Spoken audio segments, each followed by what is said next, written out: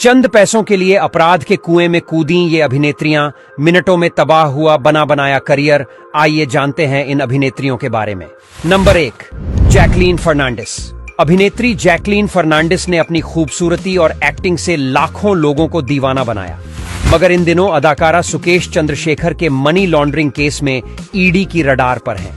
इस केस में अदाकारा का नाम आने से उनके फिल्मी करियर पर खासा असर पड़ा है। जैकलीन फर्नांडिस पर सुकेश चंद्रशेखर के 200 करोड़ रुपए के मनी लॉन्ड्रिंग मामले में ईडी का शिकंजा कसता जा रहा है। ईडी ने जैकलीन फर्नांडिस पर गंभीर आरोप लगाते हुए दावा किया है कि वो इस मामले में सुकेश चंद्रशेखर के बारे में न सिर्फ सब कुछ जानती थीं, बल्कि मनी लॉन्ड्रिंग के पैसों का भी लुत्फ उठा रही थीं।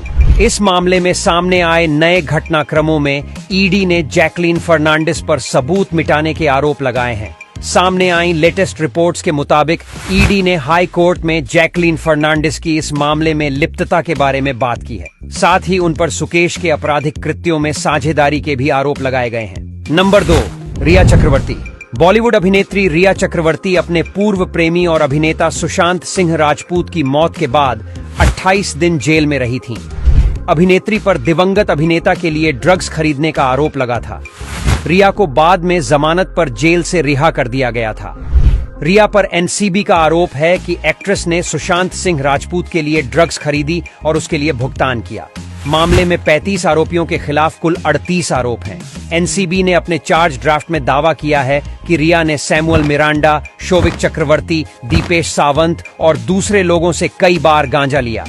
गांजे की डिलीवरी लेने के बाद रिया ने इसे दिवंगत सुशांत सिंह राजपूत को सौंपा। रिया ने मार्च 2020 से सितंबर 2020 के दौरान गांजे की इन डिलीवरी की पेमेंट की। ड्राफ्ट के मुताबिक रिया ने एनडीपीएस अधिनियम 1985 की धारा 8C के तहत अपराध किया है। नंबर 3, मंदाकिनी।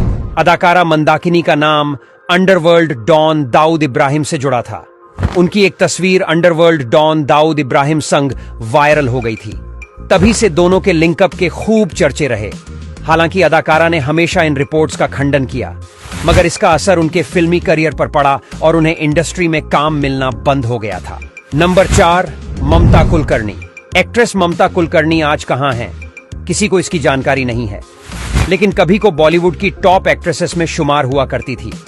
शाहरुख खान से लेकर अक्षय कुमार, सनी देओल और सैफ अली खान जैसे कई कलाकारों के साथ अपनी जोड़ी बनाई और अपने ग्लैमर के जादू से फैंस को दीवाना बनाया था। बावजूद इसके ममता कुलकर्णी का नाम अचानक ड्रग और अंडरवर्ल्ड के साथ जुड़ा और फिर ममता कुलकर्णी गायब सी हो गई।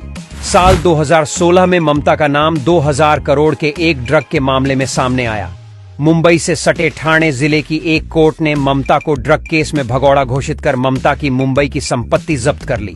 तभी से ममता कुलकर्णी फरार हैं। इस तरह एक कामयाब एक्ट्रेस की जिंदगी विवादों ड्रग्स के चलते बर्बाद हो गई।